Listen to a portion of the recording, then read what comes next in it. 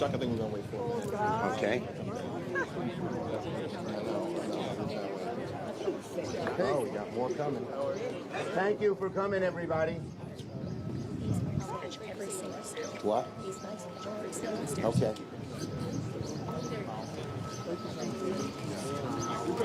How are you? Good. I just happened. Are you well?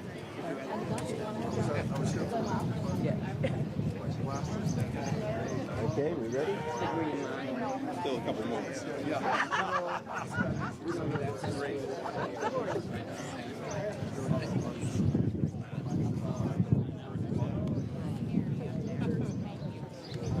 Church lady. She answers to that. You know that she answers.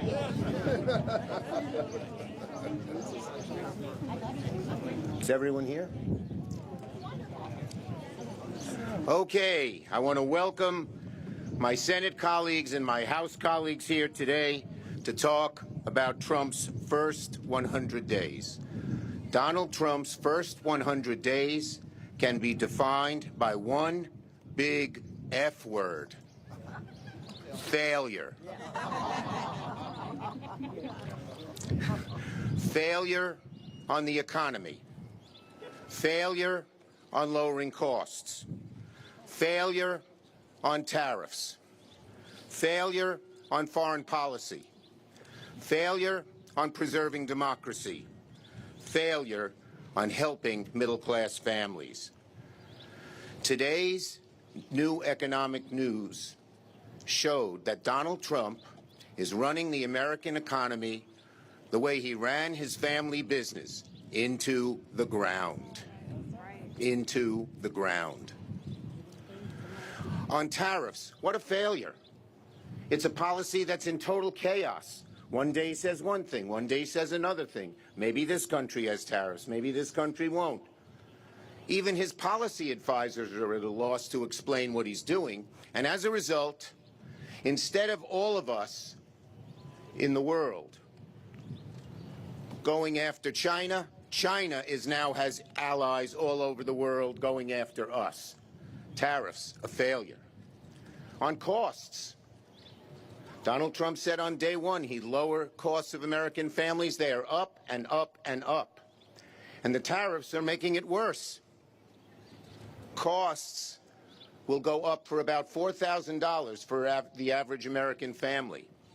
People who have IRAs have lost close to $100,000. Small businesses, medium-sized businesses, large businesses are frozen because they don't know what Trump's going to do. And that constrains supplies and raises costs. Failure on foreign policy. Instead of standing up to bullies, Trump is succumbing to bullies. He's being bullied by the dictators of the world. And again, he's broken our alliances in Europe, and so all the world now looks askance at America. Failure on DOGE. DOGE was supposed to bring efficiency. And what instead is it doing? Cutting Social Security, cutting medical research, cutting costs. Failure on helping American families. Cutting taxes on the rich and paying for it by slashing Medicaid, strangling Social Security, hurting our veterans. Total failure on helping American families. And who is complicit in all of this? Who? The Republicans in the House and Senate are co-conspirators. They are complicit. They are aiding and abetting all of Donald Trump's failures. They're not standing up to him once. They're involved, and they will shoulder the blame. Finally, on democracy, Donald Trump is trying to ruin our democracy. He has changed the Justice Department into an attack dog for his political enemies, the hallowed, fair Justice Department. He's washing it away. He is a would-be dictator. He wants to be a king. And again, Our Republican colleagues in the House and Senate are complicit. So, Donald Trump's first 100 days are an abject failure. And we Democrats here and around the country will fight him at every turn. The great Hakeem Jeffries. Thank you so much. An honor and a privilege to stand here with you, Leader Schumer. Thank you for your leadership, and an honor and a privilege to stand here with House Democrats and Senate Democrats shoulder to shoulder in defense of the American people. Donald Trump's first 100 days in office have been a disaster. Donald Trump and congressional Republicans are crashing the economy in real time, raising costs on hard-working American taxpayers and driving us toward a painful recession. This is not Joe Biden's economy, Donald. It is your economy. It is the Trump economy. It is a failed economy. And the American people know it. House Democrats and Senate Democrats, standing shoulder to shoulder, are committed to building an economy that actually is affordable and makes life better for everyday Americans. We want to build an economy that lowers housing costs, lowers child care costs, lowers health care costs, lowers grocery costs, and lowers utility costs. We recognize that far too many people in this country are struggling to live paycheck to paycheck. That should not be the case in the wealthiest country in the history of the world. It's time to build an affordable economy, and it's time to build it now. Donald Trump and congressional Republicans have failed in this task, and they're not equipped to do it because they're focused on enacting massive tax cuts for their billionaire donors like Elon Musk, and they want everyday Americans to pay for it. We are going to continue to stand up to protect Social Security and Medicare. These aren't entitlement programs. They are earned benefits. The American people have paid into those benefits, work hard for those benefits, earn those benefits. They are earned benefits. And let me be clear with our Republican colleagues and Donald Trump, Social Security is not a Ponzi scheme. Project 2025 is a Ponzi scheme.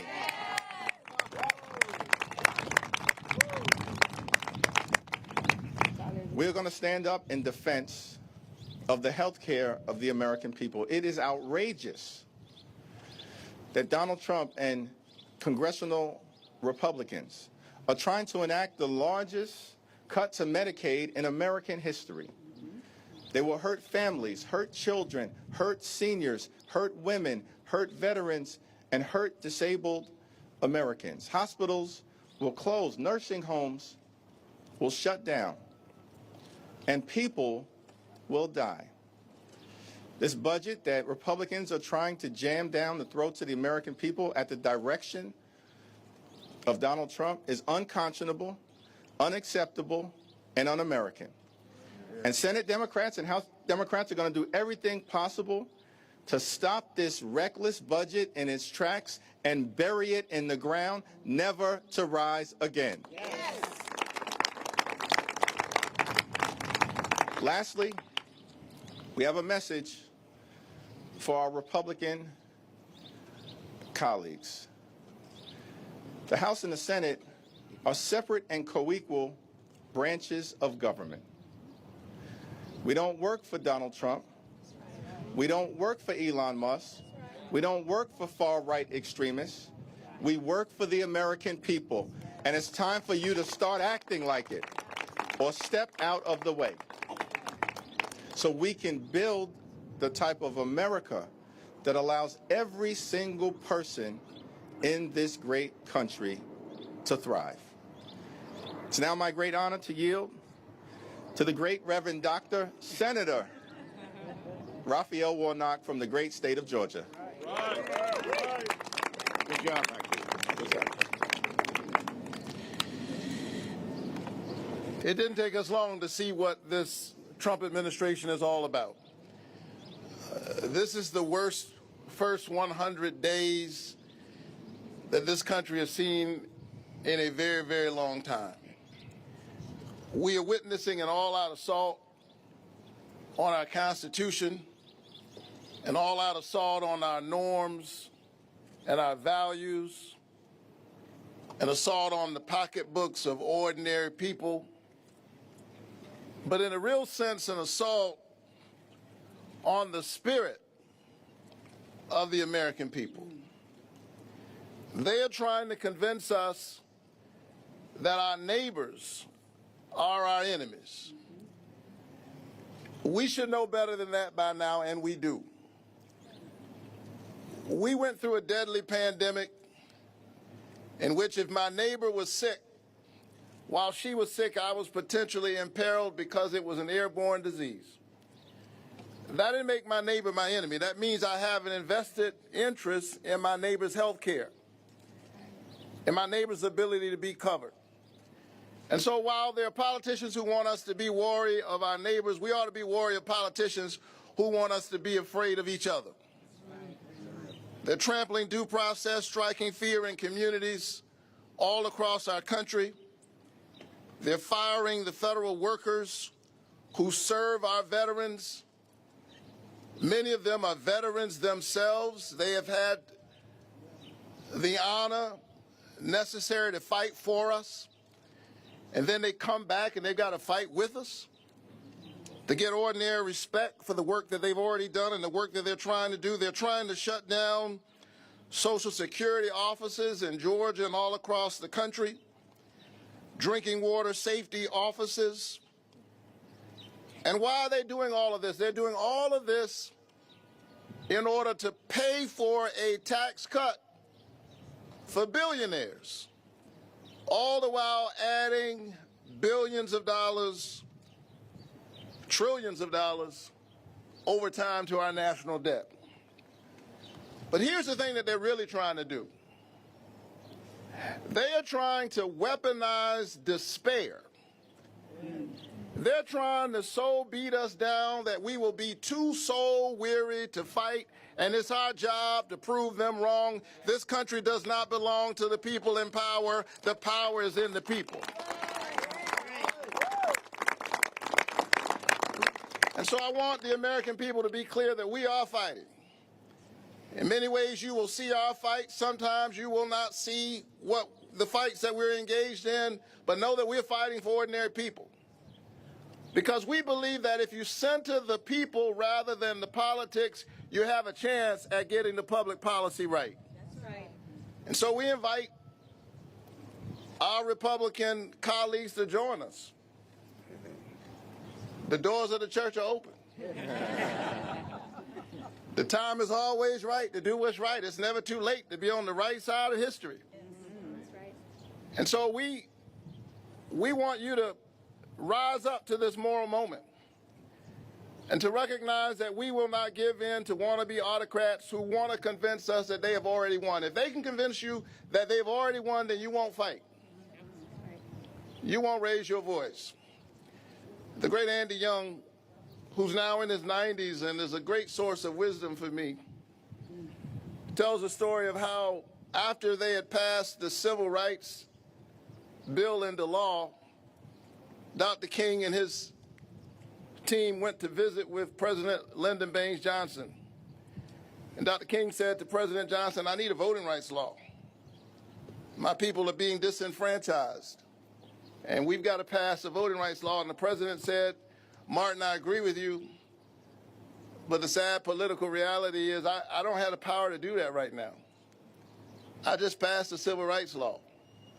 I've used all of my political capital to muster that through the Congress. There's no way I can get a voting rights law passed. I don't have the power to do that. And they left the meeting, and the team was feeling all dejected, and somebody said to Dr. King, what are we going to do now? He said, well, the president says he doesn't have any power. I guess we're going to have to go and get the president some power. And so I've been thinking about that story a lot lately, because everywhere I go, and I know my colleagues have the same experience, people are asking us, what are we going to do? Will you fight for us? And the answer is yes, we are fighting for you. But Selma was about creating the context for the change that you want to see in the world. And so know that as we fight on the inside, we need you to fight on the outside. And we will prove once again that this is the United States of America, and at the end of the day, it's the people who have the last word. Love has the last word. Justice has the last word. Righteousness has the last word. And we will continue to fight. Amen.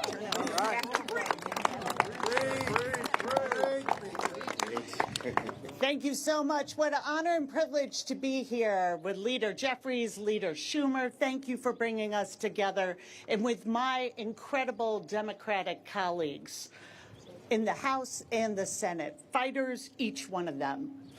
100 days ago, Donald Trump came to this Capitol.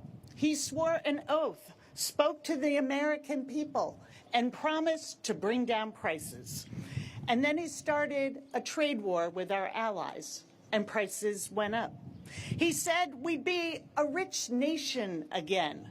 Then he collapsed the market, and trillions of dollars in savings have been lost. He promised a glorious destiny for Americans. Then he executed an agenda of, by, and for the billionaire class. And now supermarkets are warning they may not be able to stock their shelves. Republican politicians promised the American people they would have more money in your pocket, more opportunity for your family, more confidence in your future. But all we have seen is them take away health care, take away Social Security, take away veterans' benefits, take food away from children and seniors. That's not what anyone voted for. We look at the polls, but also go out and ask people for yourself. You'll hear the same thing that we're hearing. Ask my constituent whose husband is in final stages of dementia, whose financial survival depends on Medicaid. Ask the mom in my district whose son was born with spinal muscular atrophy, a proud college graduate who relies on Medicaid not just to stay alive, but to live a full life. Ask the veterans that I've met in town halls and roundtables and in Dunkin' Donuts across my district. They can't get an appointment at the VA right now, and they are scared and think we have forgotten them. Ask the seniors who cannot get someone to pick up the phone at Social Security. In red, blue, and purple districts, Americans are saying this is not about politics. This is not about an ideology. This is about the fact that politicians are supposed to work for the American people, not the other way around.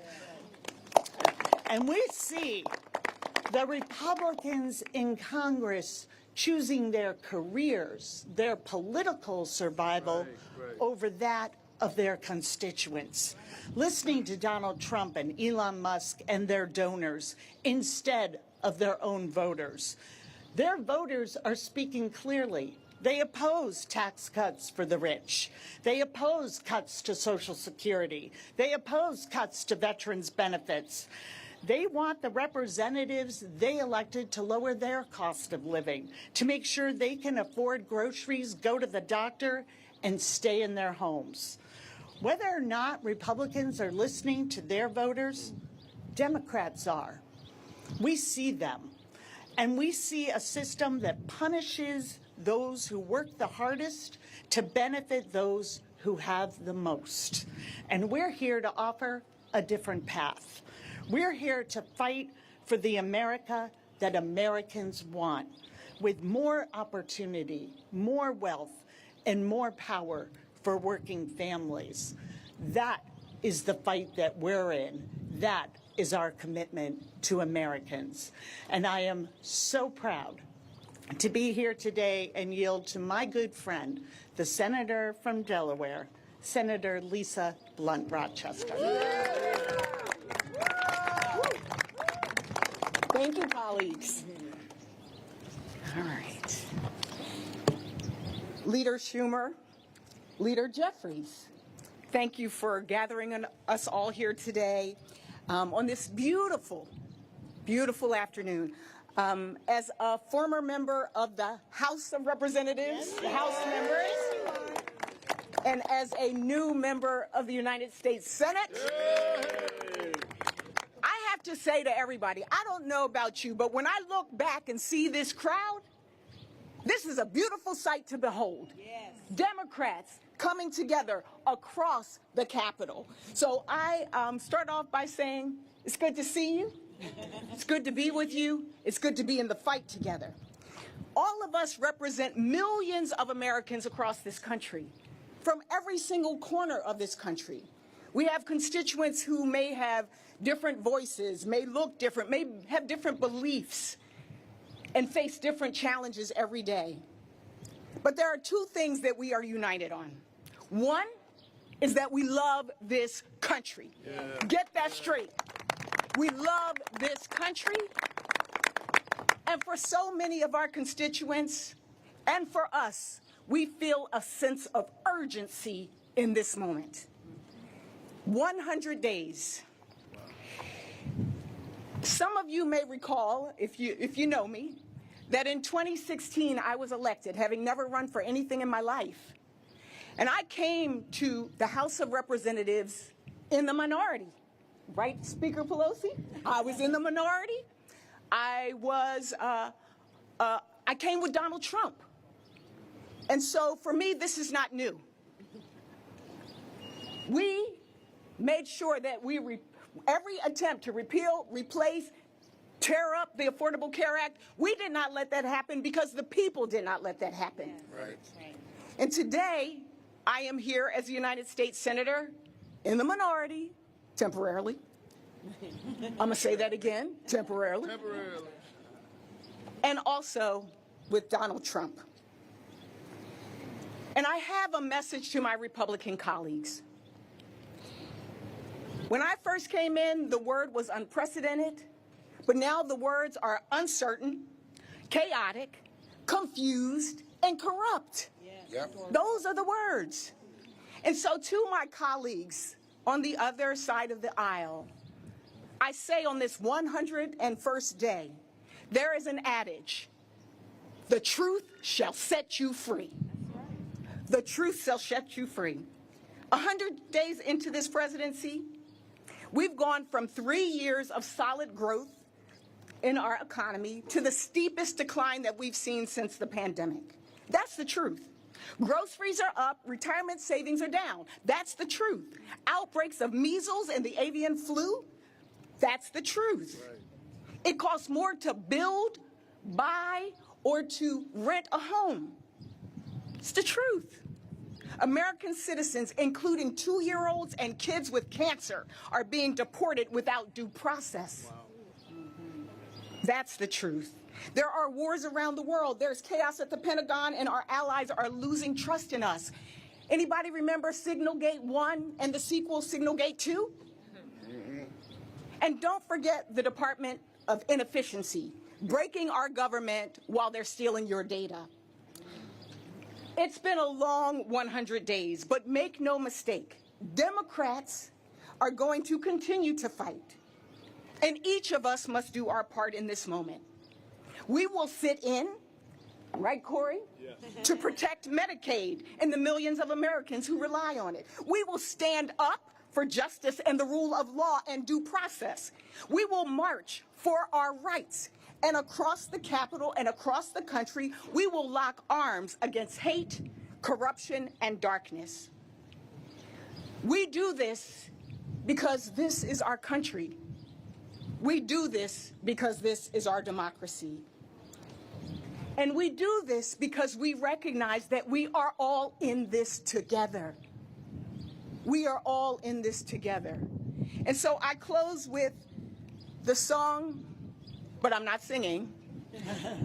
I close with the song that I think represents what you see behind you. The song that is sung and danced to at every Black family reunion. We are family. And we got your back, American families. And it is my honor to now introduce the Minority Whip from the United States House of Representatives, Pete Aguilar, my friend. Thank you so much. Thank you so much, Senator. Leader Schumer, Leader Jeffries, Speaker Emerita Pelosi, and colleagues. For 100 days, Republicans have shown us who they are fighting for and what they care about. It's not the working families who asked for a little bit of help, a little bit of breathing room. It's not our veterans, our farmers, our teachers, or our seniors. The only thing Republicans can rally around, the only thing that brings them together, is massive tax cuts for their billionaire friends. They're trying to pass a budget to cut Medicaid, to cut health care, to make health care more unaffordable and less accessible. They're dismantling the Social Security Administration and putting the earned benefits that seniors rely on in jeopardy. And Trump's reckless tariffs are driving our country towards a recession, which will put hardworking Americans out of work through no fault of their own. In just 100 days, Donald Trump and the Republican majority have broken their promise to lower costs and instead chosen to crash the economy. Their budget bill will only make things worse. Democrats are going to keep the focus on the American people, and the American people are asking for a little bit of breathing room so they can get by. They want to spend a little less of their hard-earned paychecks at the grocery store, at their daycare, or toward rent. We're going to focus on making life more affordable, making life easier for everyday Americans in these next 100 days, and at every turn until we flip the House and we flip the Senate and we put a check on the Trump administration's reckless economic policies. Thank you. Thank you for coming, everybody. Great moment.